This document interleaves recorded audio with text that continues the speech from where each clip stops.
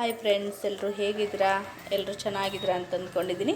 ಇವತ್ತು ನೋಡಿ ಮಹಾರಾಷ್ಟ್ರೀಯನ್ ಒಂದು ಸ್ಪೆಷಲ್ ರೆಸಿಪಿ ಕಡಿ ಅಂತ ಮಜ್ಜಿಗೆಯಲ್ಲಿ ಮಾಡ್ತಾರೆ. ಹೇಗೆ ಮಾಡೋದು ಎಲ್ಲ ತೋರಿಸ್ತೀನಿ. ಪೂರ್ತಿ ವೀಡಿಯೋನ ನೋಡಿ, ಎಲ್ಲೂ ಸ್ಕಿಪ್ ಮಾಡಬೇಡಿ. ಇಷ್ಟ ಆದರೆ ಲೈಕ್ ಮಾಡಿ, ಶೇರ್ ಮಾಡಿ, ಕಮೆಂಟ್ ಮಾಡಿ. ನೋಡಿ, ತುಂಬ ಚೆನ್ನಾಗಿರುತ್ತೆ. ಅನ್ನದ ಜೊತೆ ತಿನ್ಬೋದು.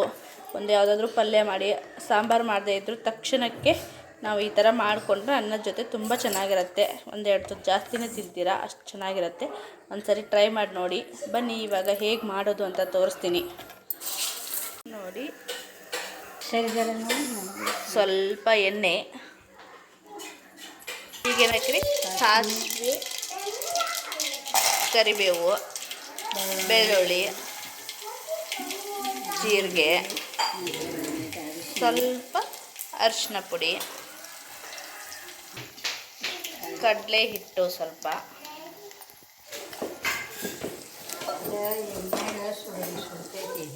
ಅದು ಸ್ವಲ್ಪ ಎಣ್ಣೆಯಲ್ಲಿ ಬಾಡಿಸ್ಕೋಬೇಕು ಕಡಲೆ ಹಿಟ್ಟು. ಇದಕ್ಕೆ ರೆಡಿ ಮಾಡಿಟ್ಕೊಂಡಿರೋ ಮಜ್ಜಿಗೆ ಹಾಕಿದ್ರೆ ನೋಡಿ ಎಷ್ಟು ಫಾಸ್ಟಾಗಿ ರೆಡಿ ಆಯಿತು. ಅನ್ನದ ಜೊತೆ ತಿನ್ಬೋದು, ಹಾಗೇನೂ ಕುಡಿಬೋದು. ತುಂಬ ಚೆನ್ನಾಗಿರುತ್ತೆ. ಮಹಾರಾಷ್ಟ್ರದಲ್ಲಿ ಕಡಿ ಅಂತಾರೆ. ನಮ್ಮ ಕಡೆ ಆ ಕಡೆ ಮೊಸರಿಗೆ ಇದು ಮಾಡ್ತಾರೆ, ಈ ಕಡೆ ಮಜ್ಜಿಗೆ ಹಾಕಿ ಮಾಡ್ತಾರೆ. ಬಟ್ ಆ ಕಡೆ ಕಡಲೆ ಹಿಟ್ಟು ಹಾಕಲ್ಲ, ಇವರು ಕಡಲೆ ಹಿಟ್ಟು ಹಾಕಿ ಮಾಡ್ತಾರೆ. ತುಂಬ ಟೇಸ್ಟಿಯಾಗಿರುತ್ತೆ. ಒಂದು ಸರಿ ನೀವು ಟ್ರೈ ಮಾಡಿ ನೋಡಿ. ಹೇಗೆ ಅನ್ನಿಸ್ತು? ಇಷ್ಟ ಆದರೆ ಲೈಕ್ ಮಾಡಿ, ಶೇರ್ ಮಾಡಿ, ಕಮೆಂಟ್ ಮಾಡಿ. ಲಾಸ್ಟಿಗೆ ಸಾಲ್ಟ್ ಹಾಕಿದರೆ ನಮ್ಮ ಮಹಾರಾಷ್ಟ್ರೀಯನ್ ಕಡಿ ರೆಡಿ ಆಯಿತು. ಬೇಕಾದ್ರೆ ಹುಳಿ ಆದರೆ ಒಂದರ ಸ್ವಲ್ಪ ಸಕ್ಕರೆ ಹಾಕಬೇಕು.